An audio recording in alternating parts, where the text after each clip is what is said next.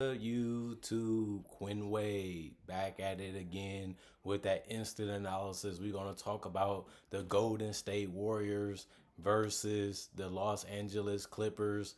Of course, Kawhi Leonard didn't play, but it was a preseason game to warm up some of these young guys to see who's going to make the roster, to see Steph Curry play again with Draymond, and to get hope that these teams can both be playoff teams again like they were last year, even though they're on aging rosters and have a lot of veterans mixed in there with young players that's still trying to get the opportunity in their shot and still try to develop, while the older players are still trying to hold on to the fact that they can be starters or players that can contribute more than the younger players. And this is a balance that Summer League and preseason and training camp help you figure out the lineups, the rotation, and the matches and the mismatches that you can use and abuse to help your team win or lose. Is all on the coaching staff, and it's all on the scouts, and it's all on the assistant coach to make sure the preparation is needed to be there basically perfecto, because it's that tough and that hard to win in the NBA. But what I will say, to win a game in preseason on a game winner by Waters is very, very cool, very, very fun. And I thought that it was a really good ending to a game that was very fast, very quick. Transition was just insane in this game for both teams to me. And Golden State Warriors was able to capitalize off some opportunities, and them having the last possession really helped them too, because they was able to win the game because of that. Now the Warriors start off 1-0 in preseason, and that's something positive because it just build character for each and every player that was able to come out and play and get some minutes and get some reps up and get some playing time in, and see how they're going to really be able to be integrated into this team. But you look at the fact that they started off going against the Clippers. The Clippers was winning the first quarter 26-23. Warriors made a comeback to take the lead 30-23 in the second quarter. They lost the lead in the third quarter because of a 22-16 quarter by the Clippers. And then they was able to end 22-19 in the fourth quarter, ending the game by a game winner, like I said before. And now we can look at the fact that Draymond Green, he played 13 minutes today, 1 of 3 from the field, or 1 from 3. Obviously, he wasn't really looking to score like he usually doesn't, but he was able to grab 1 rebound, 1 assist, 2 steals, showing you that his defense is still good. His IQ is still high, and he does know how to influence the game defensively still. Even though he might not play as many minutes this year because he's older, he still can be an impactful player. When put in the right system with the right guys around him, he can do a lot of damage to teams still defensively and playmaking wise and screen wise. And that would be cool to see more of that in the future as the season progresses into the regular season after preseason is over. 2 turnovers, 3 personal foul, plus 2 and plus minus 2 points. Jonathan Kuminga was a speed demon today. 3 of 8 from the field, 1 of 2 from the free throw line. He did have 7 rebounds total, 1 assist, 1 steal. He only had 7 points, but I like his activity and I like what he was doing. I like the areas on the court that he was at. And I like the fact that he had a lot of bursts and a lot of energy today. Jackson, 18 minutes, 2 of 3 from the field, 6 rebounds, 2 assists, 1 steal, 1 turnover, 3 personal foul, negative 2 and plus minus 4 points. Steph Curry only played 14 minutes and still had 9 points. He was only 2 of 8 though, and he did make a 3 of 4. He did make all 5 of his free throw attempts. He did end up with 1 rebound, 2 assists, 1 steal. That was really nice to see. 2 personal foul, plus 1 and plus minus. Anthony Melton, 12 minutes. He shows that he can really be a solid starter and possibly a decent defender for this team on the guard/wing position.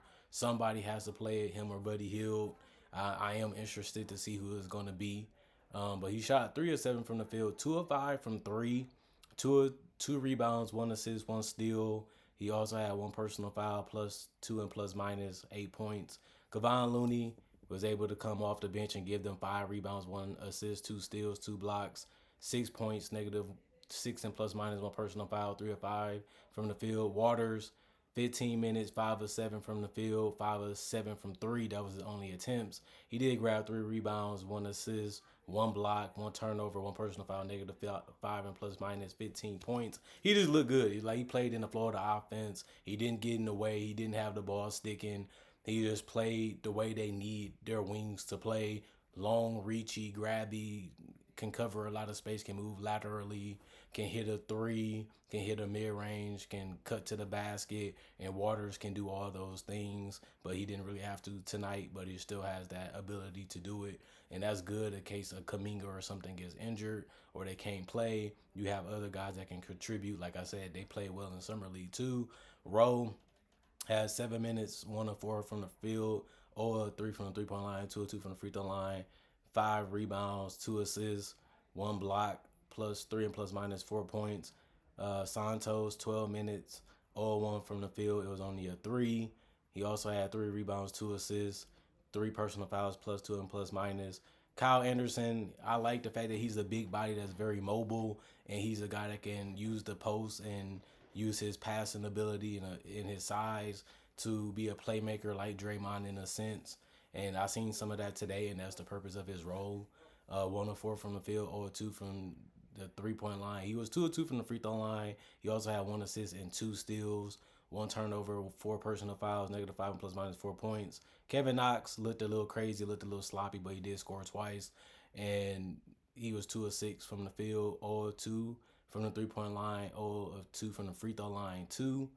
He did have 2 rebounds and 1 personal foul, -3 and plus minus 4 points. He just fits that lanky, rangy guy that they trying to build around, because this is how you guard some of the best players, because most best players are small forwards, power forwards, or guards, and it's good to have multiple bodies to throw at those guys, and I think that's the purpose of Kevin Knox. Potes, 10 minutes, 1 of 7 from the field, 0 of 3 from the 3 point line.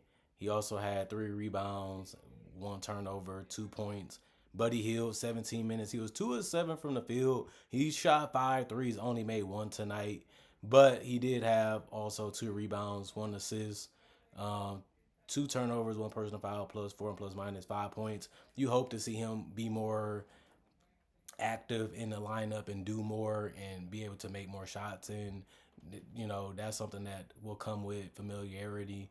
Gary Payton II, 1 of 3 from the field, 0 of 1 from the 3 point line. Did get a dunk in there, going to the basket. 2 rebounds, 1 assist, 1 turnover, 2 personal fouls, -2 and plus minus 2 points. Henson, 5 minutes, 0 of 1 from the field, -1 and plus minus 1 personal foul, 0 points. Moses Moody was real good today. 13 minutes. He did have a 4 of 9 shooting, 2 of 5 from 3, 2 of 2 from the free throw line. He also grabbed 4 rebounds and 1 assist and 2 steals, and he did finish with 1 block, plus 14 and plus minus and 12 points. So double figures. I like what I've seen out of him today. Hitting the corner 3, hitting the top of the key 3, being able to be a guy that can handle a little bit and try to find guys, and a guy that's very fast and active defensively sometimes today, and just playing in transition was good to see too. But if you can hit that 3 in that corner 3 and be able to hit a mid-range, if he puts the ball on the floor for a pull-up shot, I think Moses can be a 8 to 9 to 10 point scorer for this particular team. It just will they have enough minutes for him, as this team is wing and guard heavy compared to the other ones. Beckman, 14 minutes, 0 of 2 from the field, 1 rebound, 2 assists, 1 block, 2 turnovers, -4 and plus minus 0 points. Spencer, 11 minutes, 1 of 4 from the field, 1 of 3 from the 3 point line. He did grab 4 rebounds, but it was offensive, 1 assist. He did have 3 turnovers and a -4 and plus minus 3 points. Didn't really do much today. Brandon Pajinski was struggling. He did make a floater, but he was only 1 of 9 from the field. He was 0 of 3 from the 3 point line. He did get to the free throw line 4 times, but he only made 2 of them, so he didn't even shoot well from the free throw line. He did have 5 rebounds and 4 assists, and he did have 2 steals, so he still made a difference. Even though he didn't score or shoot the ball well, he was still able to rebound and help out there and be able to set guys up for baskets, and he was able to get some steals that led to transition, so he still contributed the best way he could tonight. 1 turnover, 2 personal fouls, +5 and plus minus 4 points. And obviously, Andrew Wiggins did not play because of injury. They did shoot 33% from the field and 22% from the 3 point line, 11 of 48 14 of 19 from the free throw line. That's about 73%. They did grab 56 rebounds. This was crazy to see. 24 assists, 14 steals, 6 blocks, 20 turnovers, and 25 personal fouls. And that was enough to get the 1 point victory. But when you look at the Clippers, Jones Jr. was brought in to be an athletic defender. You didn't really see that tonight. 0 of 3 from the field, 0 of 3 from the 3 point line. He's supposed to be a guy that can be a 3 and D guy. 2, didn't really do that tonight either. 1 rebound, 2 turnovers, 3 personal fouls, -3 and plus minus 0 points. Zubac looked it good. 5 of 6 from the field, 4 of 4 from the free throw line, 6 boards, 1 assist, 1 block, 3 turnovers, 1 personal foul, -2 and plus minus 14 points. James Harden looked it a little lazy. He didn't really guard his man, even if they were stuck in a corner. He didn't really pay too much attention to what they was doing defensively. He didn't really pay a lot of attention defensively himself. And that was kind of shocking to see. But he didn't really look motivated tonight. 2 of 6 from the field, 1 of 4 from 3, 8 of 8 from the free throw line. Very strong getting to the rim. And he still seemed like he has the strength and the power and the quickness to still be able to do that. He also set it up his teammates very well. 8 assists, 2 rebounds, 2 steals, 2 turnovers only out of 8 assists. That's really well done. +5 and plus minus 13 points, close to a double-double. Powell, 15 points, 5 of 7 from the field, 1 of 2 from 3. He looked it real good and very explosive tonight. Basically unstoppable sometimes offensively. 1 rebound, 1 assist, 1 block, +3 and plus minus 11 points. Chris Dunn, 18 minutes, all 1 from the field, 3 rebounds, 1 steal, 4 turnovers, 3 personal fouls, -5 and plus minus 0 points. You really want to see a lot out of him. He has the length, he has the size, he has the speed, he has the quickness, he has the strength. He just doesn't know how he wants to score. Do I want to score in the paint? Do I have to have the floater? Do I have to put a pull-up? Do I want to shoot a 3? It just seems like he doesn't really want to be a scorer, and he just seems like he's shy about taking shots. And if you're going to be a starter, you're going to have to do something offensively, even if you're trying to be a great defender. He did have the 1 steal, like I said, but it wasn't a game that you would look at him as a player and say, you did a great job. You could have did more. You should have did more. And if you're a starter, we hope that you do more, because that's why we gave you the extension. That's why we traded for you, because we felt like you can be a difference maker. And it's going to be interesting to see if he really can do it, since he failed to do it in other organizations across the NBA since he's been in his young NBA career. Jones, 2 of 3 from the field, 6 rebounds, 3 assists, 1 steal, 2 blocks, 2 turnovers, +3 and plus minus 4 points. Just a good game from him off the bench in those 22 minutes. Dennis, 0 of 3 from the field, 0 of 3 from the 3 point line, 3 rebounds, 2 assists, 1 steal, 1 personal foul, -3 and plus minus 0 points. Bones Highland, he did play 13 minutes, but he was only 2 of 8 from the field, 2 of 4 from 3, 1 of 2 from the free throw line, 4 rebounds, 1 turnover, 1 personal foul, +5 and plus minus 7 points. Terrence Mann, 10 minutes, 1 of 4 from the field, 0 of 1 from 3. He did have 3 rebounds, 1 turnover, -2 and plus minus 2 points. He has to do better. They're going to rely on him a lot more this year, and he has to be able to deliver, unless his team is going to be in trouble offensively. 2 of 6 from the field, 1 of 4 from 3. 2 rebounds, 1 personal foul, -2 and plus minus 5 points. Miller, 18 minutes, 1 of 3 from the field, 0 of 1 from 3. He did shoot 4 of 6 from the free throw line, which was decent. 3 assists, 2 rebounds, 1 steal, 1 block, 1 personal foul. He did go +3 and plus minus with 6 points. Kevin Porter Jr., one of their offensive guys that they're going to have as one of their best 6-man. 16 minutes, 1 of 5 from the field, 0 of 1 from the 3-point line, 5 of 7 from the free throw line, 1 rebound, 1 assist, 2 steals, 1 block, 4 turnovers, -11 and plus minus 7 points. Williams, Brown, 27 minutes, 5 of 10 from the field, 1 of 4 from 3. Really played a great game offensively, especially when you look at the fact that he had 9 rebounds, 1 assist, 2 steals, to go along with only one turnover and three personal fouls, negative three and plus minus. He did crack double figures, 11 points. The only player that made double figures off the bench was Brown, and the fact that he added those 9 boards and he got out in transition and made some shots. He really looked it real good, athletic, very mobile, very confident, and that's what they're going to need. If the starters don't deliver, the bench got to come in and make a difference. And Williams, 8 minutes, 0-2 from the field, 0-1 from three, one rebound. He also had 0 points, and that was it for the night. Christie, 1 of 5 from the field, 1 of 3 from the 3-point line, 2 rebounds, 1 assist, +1 and plus minus 3 points. And that's it for the players that played. They did shoot 38% from the field, 30 of 78. They did shoot 22% from three also, 8 of 35. They did shoot 78% from the free throw line, 22 of 28. They grabbed less rebounds, 47 rebounds. They actually grabbed less assists was taken to help set up their teammates. 11 steals also was lower than Golden State. 6 blocks was a tie, and they did have 20 turnovers, which is a tie, and they did have 14 personal fouls, but the Warriors fouled more. A lot of it had to do with James Harden. But when we look at the Warriors, they're a team that needed more depth. They needed more support around Steph Curry. Now he can play his game where he's handling the ball, shooting the three, getting to the paint, getting to the free throw line. But he does need to keep his head up to make sure if it's an opportunity to pass, that he's hitting these guys so they can feed off his energy and feed off his gravity of the attention that the defense gives him. Kind of like what James Harden was doing tonight. If I'm going to shoot the three, I'm going to shoot the three. If I'm going to handle the ball and get to the rim, I'm going to try to finish or get to the free throw line. But I'm also going to keep my head up in the survey, the whole entire court, to be able to make sure I'm making the right basketball decision.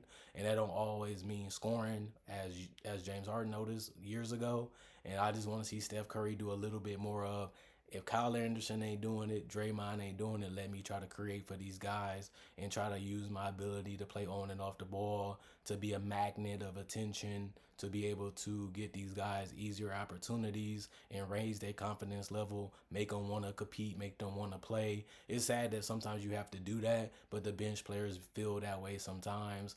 Massaging egos can make you feel that way sometimes. And they have a lot of length and a lot of size on the perimeter, but they also need these guys to shoot. They also need these guys to have opportunities to where they feel like they can make the shot. And I think Steph can be that guy that can do that for them outside of Kyle Anderson and a Draymond. And it's going to be interesting to see what they do with Andrew Wiggins, because he is one of their best offensive players when it comes to numbers and what he did in the past, and showing that he was capable of doing it before. I wonder if they're going to go back to that. And then the Clippers makes it, they're a little bit of confusing team. They have James Harden. He can play still. He can facilitate. He can still get you 20 and 10 with the right amount of minutes and the right amount of opportunities. And that can put you in a winning, race for being a play-in team or a top 6-ish team. But it's going to depend on the health of Kawhi Leonard. Can he come back and close some games, help them, win some games that they shouldn't win, or steal some games because of the combination of those two? If not, this looks like a 42-40 win team that's going to be middling in that conversation of, well, we're not going to be great enough to win the championship, but we're great enough to still make the playoffs because we can compete. We got guys that's unstoppable, unguardable, guys that can control the game in a sense.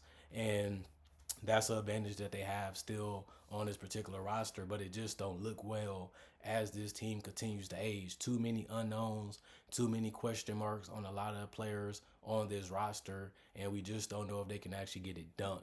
But we do know some guys on this roster can play at a high level, and that's the Zubac's and the Terrence Manns and guys like that. Some of these other guys, we still have to wait and see. Other than that, comment, like, subscribe, share, and hit the notification bell if you're new to the channel and you haven't seen one of my videos before. If you like content like this, I upload basically every single day. I also make tributes and breakdowns on my channel too, so be sure to check out my channel before you subscribe, because if you're a basketball fan, especially an NBA fan, you will love this channel. And if you've been on this channel for a while, make sure you check out other videos on my channel, as I upload frequently throughout the day and basically every day, so you might have missed some. So make sure you're still checking on that analysis as much as you can, because I have uploaded basically 3 videos today. Other than that, thanks for watching. Hope I can see you guys later.